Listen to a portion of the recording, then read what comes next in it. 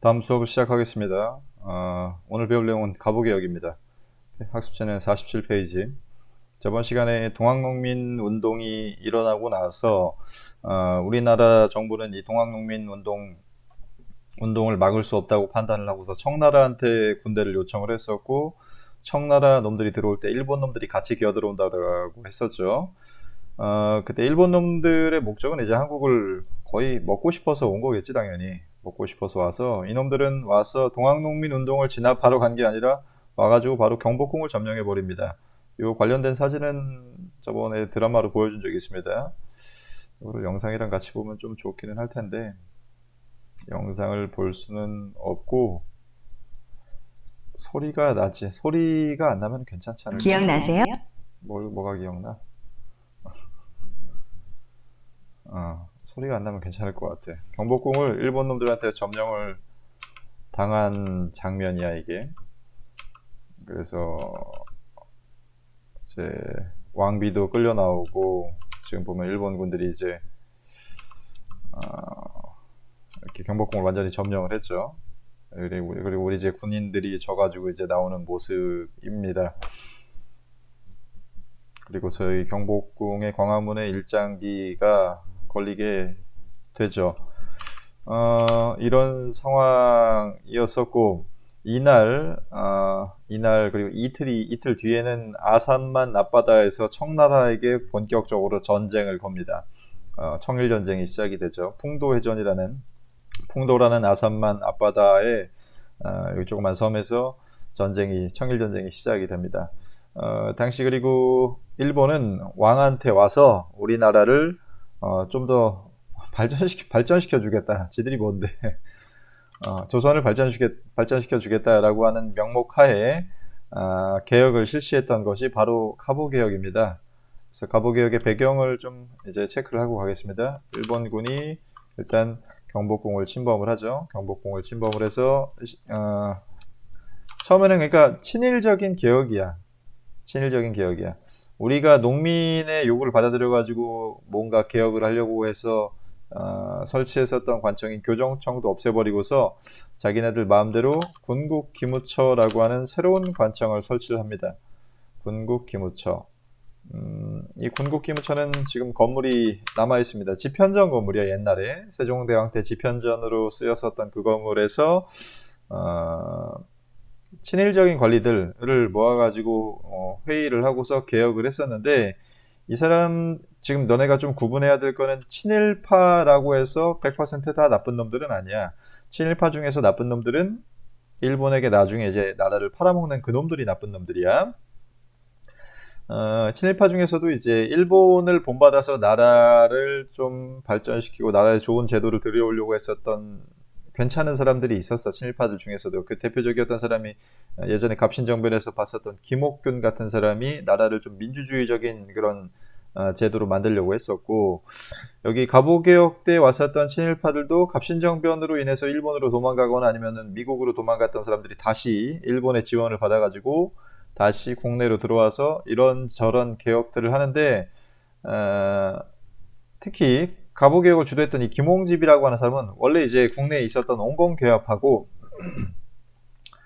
이 사람 온건개합하지만 일본하고도 관계가 괜찮았었어요. 일본하고도 관계가 괜찮았었고, 친일파는 아니야. 이 사람은 일본의 여러 제도들을 받아들여가지고 우리나라를 좀 괜찮게 만들려고 했었던 사람입니다. 김홍집이 영의정이었었어. 당시에 총재 영의정이었었고, 다른 급진 개합합니다. 이 사람들 어윤중, 육일준, 이름이 어윤중은 온건파고 육일준은 여기 급진파에 속합니다. 그래서 이런 사람들이 중심이 돼가지고 개혁을 실시를 하죠. 그래서 굉장히 친일적인 개혁이기는 했었고, 기분이 나쁘죠. 지금 여기 고종의 표정만 봐도 고종의 표정이 지금 완전히 썩었단 말이야. 얘네가 경복궁까지 점령하고서 지네들한테 거의 협박식으로 나라를 바꿔라 라고 하는 식으로, 지금 얘네가 가부개혁을 실시한 이유는 우리나라를 약간 일본식으로 바꾸기 위해서 바꾸라고 하는 거야. 그래서 나라를 바꾸라고 하니까 고종이 표정이 썩었죠. 하지만 여기 공국기무처가 활동을 했고, 여기 대표가 김홍집이었기 때문에 지금 여기 한자로 자세하게 보면은 여기에 김홍집이라고 적혀 있어요. 여기 김홍집 국무총리. 김홍집이 중심이 돼서 이런저런 개혁을 했었는데 일본은 당시 전쟁하느라 바빠가지고 우리나라한테 계속 이래라 저래라 하지는 못했었어요. 그래가지고 나름 김홍집을 중심으로 해서 자주적인 모습을 보였다는 게 좀 중요합니다. 가보개혁이라는 거는 친일적인 개혁이기는 했지만은 매국노적인 개혁은 아니었다는 거야. 알겠죠? 매국노는 나중에 이완용스러운 그런 개혁이 아니라 약간 자주적인 그런 모습을 보이는 그런 개혁이었었다. 특히 예전부터 개화파들이 하려고 했었던 갑신정변의 개혁 정강이나 아니면은 농민들이 요구했던 여러 가지 개혁 사항들을 반영을 한 굉장히 자주적인 그런 개혁의 모습을 보이게 됩니다. 청일전쟁 때문에 일본이 간섭을 많이 못했었거든, 초반에는. 물론 나중에 청일전쟁에서 승세를 잡은 일본이 간섭을 본격화하는 시기가 오기는 옵니다. 그걸 그때부터는 2차 개혁이라고 합니다. 그건 나중에 다시 볼 거기는 해요. 여기는 약간 매국노적인 그런 개혁이 나타나기는 합니다. 하지만 여기 1차 개혁 시기 군국기무처가 개혁을 주도를 할 때는 김홍집이 개혁을 주도를 할 때는 굉장히 자주적인 그런 모습들을 보였는데, 그래서 요 가보개혁의 모든 내용들은 그냥 다 형광펜을 쳐야 돼. 전부 다 중요한 거야. 엄청나게 중요한 내용들입니다. 거의 다 형광펜 깜인데 뭐가 시험에 나와도 이상하지 않은데 그래도 여러분들이 다 외우기가 어려울 수 있으니까 그래도 좀 구분을 해서 쳐줄게요. 다 치면 좋습니다. 그냥 다 외워. 다 외워. 다 물어볼 거야, 여기 있는 거. 일단은 개국기년.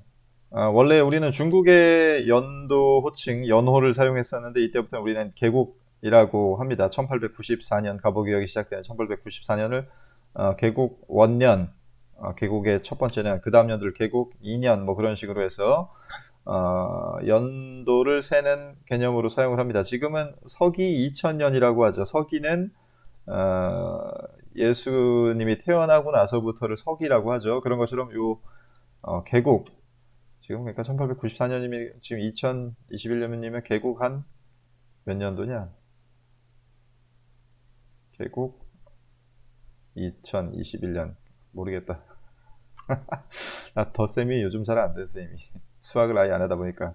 대략 한 100 몇 년 되겠죠? 개국 100 몇 년, 그런 식으로 이제 된다고 생각을 하면 되고, 이거는 청나라로부터의 자주성을 표방한 정책이었었다. 우리는 청나라의 연호를 버리고서 개국 기년을 사용했던 것이기 때문에. 그 다음에, 이때, 일본이 한국을 먹기 위해서는 제일 방해가 될 만한 인물이었던 왕의 힘을 약화시키기 위해서, 왕의 전제권을 약화시키기 위해서, 왕 가문의 업무랑 정부의 업무를 완전히 분리시켜요. 조선시대 때는 왕이 정부고 정부가 왕이었단 말이야.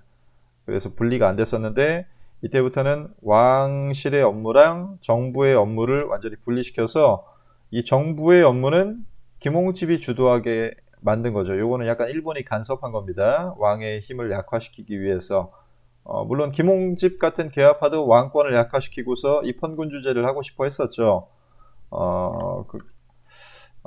그래서 이거는 김홍집의 의도도 좀 들어간 거지만 일본의 의도가 좀 개입된 거라고 보면 됩니다. 그다음에 기타 개혁들의 당시 제일 많이 문제가 됐었던 시험제도인 과거제도를 폐지합니다.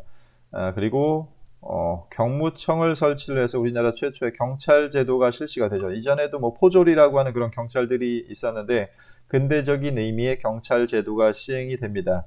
경무청, 지금의 경찰청이야, 경찰청. 그다음에 경제적으로는 국가 재정을 일원화시킵니다. 탁지하문이라고 하는 관청으로 국가 재정을 탁지하문으로 일원화시킨다. 예전에 갑신정변에서 재정을 호조로 일원화시킨다라고 했었죠. 이 내용, 호조라는 관청으로 일원화시킨다라고 했었는데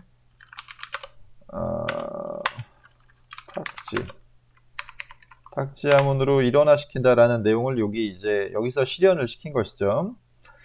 그 다음에 세금을 이제 현금으로 납부해도 되게끔 제도화시킵니다. 예전에는 조세라는 세금은 땅에서 나는 세금이었기 때문에 쌀로 냈었단 말이야.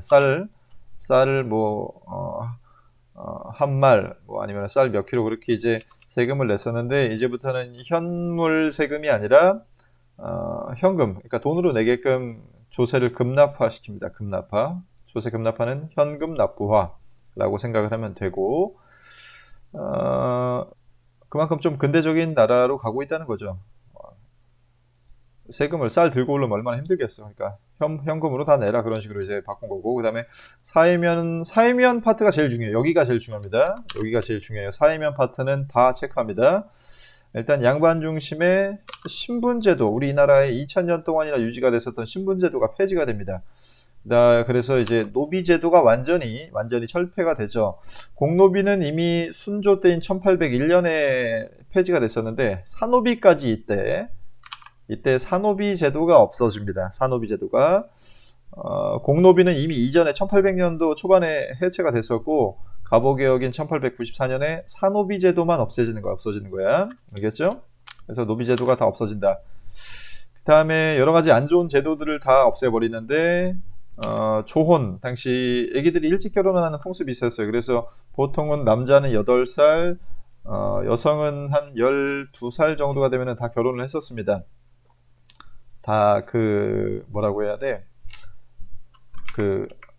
생식 기능이 가능한 시기가 남자가 뭐 8살, 여자가 12살 막 그랬었는데, 당시에 그때쯤 되면 다 결혼해가지고 애까지 가졌었어. 그래서 니네들 중학교 2학년이면 애들이 한 4, 5명 있었었어. 애 아빠였어. 니네쯤 나이가 되면은. 그 다음에 조선의 고문제도를 폐지합니다. 이거 되게 좀 인권 존중적인 그런 정책들이라고 보면 됩니다. 고문제도 폐지하고, 연좌제라는 것은 삼족을 멸한다. 그러니까 잘못하면은 그 범죄자 하나만 처벌하는 게 아니라 주변 사람들까지 다 족치던 제도를 연좌제도라고 하죠.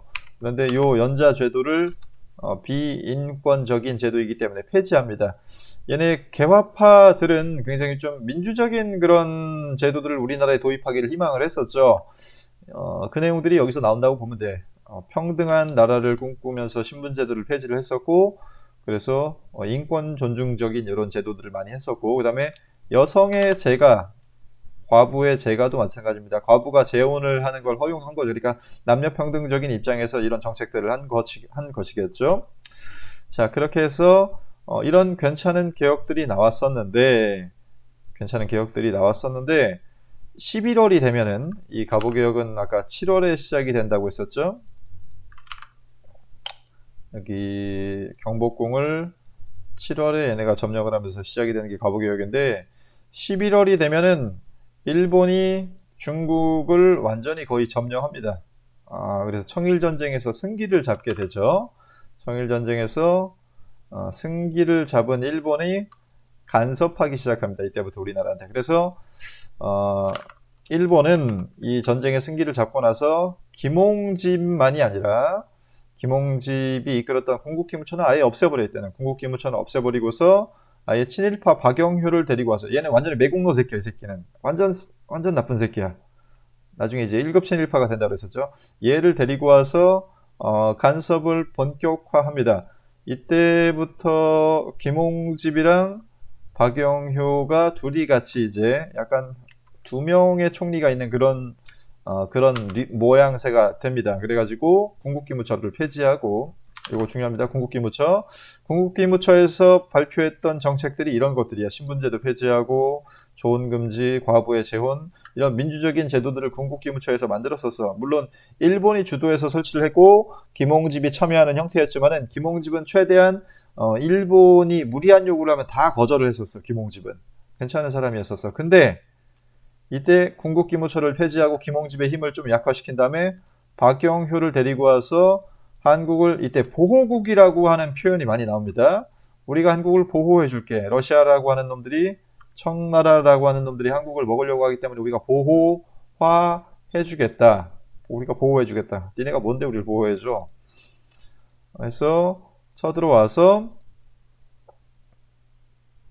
박영효 중심의 굉장히 매국노적인 그런 정책들을 추진을 하죠.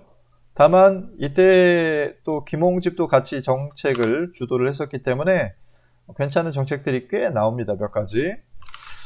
자, 그래서 2차 개혁 때는 박영효가 주도를 했었고, 홍범 14조라고 하는 기본 원칙을 발표를 합니다. 이때 2차 개혁을 이렇게 하겠다라고 하는 그런 원칙 14개를 발표를 하는데, 홍범 14조의 중요 내용을 한번 좀 같이 보겠습니다. 1조에 보면은 청나라에 의존하는 생각을 버리고 자주 독립의 기초를 세운다. 이거 옛날에 강화도 조약의 1조가 뭐였어, 우리? 조선은 자주국이다 라고 했었죠. 그 내용이랑 똑같은 거야. 즉 청나라로부터 간섭을 배제하려고 했었던 강화도 조약의 그 의도랑 똑같은 내용입니다. 이거는. 자, 그래서 체크를 좀 같이 하고 갑시다. 청나라에 대한 4대 관계를 청산한다. 이 내용은 다 중요하기는 합니다만 이것도 좀 개별적으로 체크를 하고 갈 건데, 그 다음에 3조를 보면은 임금은 지 혼자 정치를 하는 게 아니라 누구랑 의논해서 정치를 하다, 대신과 의논해서 정치를 해라. 그러니까 높은 신하들이랑 의논해서 정치를 행하고 종실과 외척, 특히 외가 친척, 명성, 황후 가문, 민씨 가문의 간섭을 허용하지 않는다. 라는 것은 정치를 할 때 왕이랄지라도 지 맘대로 하는 것도 아니고 왕비는 절대로 참여를 하면 안 된다는 거죠.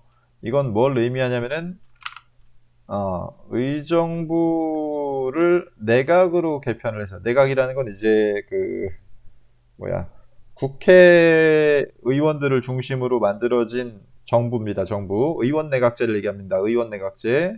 의원내각제는 입헌군주제랑 약간 비슷한 제도라고 했었죠. 그래서 국회를 중심으로 어떤 정치를 이루어라. 이게 국회라는 걸 어디서 할 수 있냐면은 의논한다라고 할 수 있죠. 의논한다고 여기 나와 있죠. 뭔가 정책을 의논하는 자리를 만들어서 임금은 그 사람들이랑 같이 정치를 행하라. 그러니까 국회랑 같이 정치하라는 거예요. 국회랑 같이 정치를 해라. 그리고 그 국회를 중심으로 해서 만드는 정부인 내각을 중심으로 정부를 해라. 이제 정치를 하라는 거죠. 그래서 이건 의원 내각 제도를 실시하려고 했었던 그런 의도가 보인다라는 거죠. 일본과 개혁파들이 실시하려고 했었던 겁니다.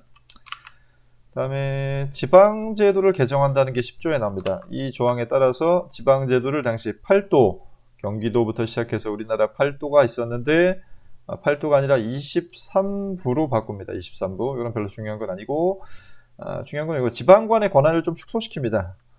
예전에 지방관이었던 수령이나 관찰사는 자기가 사법, 재판, 그러니까 사법이랑 그다음에 행정, 그리고 군사권까지 다 가지고 있었는데, 이때는 이제 그냥 행정권만 주고 사법권이랑 군사권은 배제시켜버리면서 지방관의 권한을 축소시켜가지고 걔네들이 좀 독재적인 정책을 할 수 없도록, 이것도 약간 일본의 의도가 반영된 거야. 일본이 나중에 조선을 먹으려고 할 때 지방에서 반항하면 안 되기 때문에 지방 관리들의 권한을 완전히 약화시켜 놓은 겁니다. 그 다음에 사법권을 독립시킵니다. 이거는 좀 중요한 내용이죠. 재판소를 설치를 해요. 우리나라에 처음으로 사법권이라고 하는 개념이 처음으로 생기는 거죠. 옛날에는 재판도 지방 관리들이 다 했었단 말이야. 근데 지방관의 재판권을 빼앗고서 사법권을 완전히 독립시켜가지고 재판소를 각 지역에다가 설치를 합니다.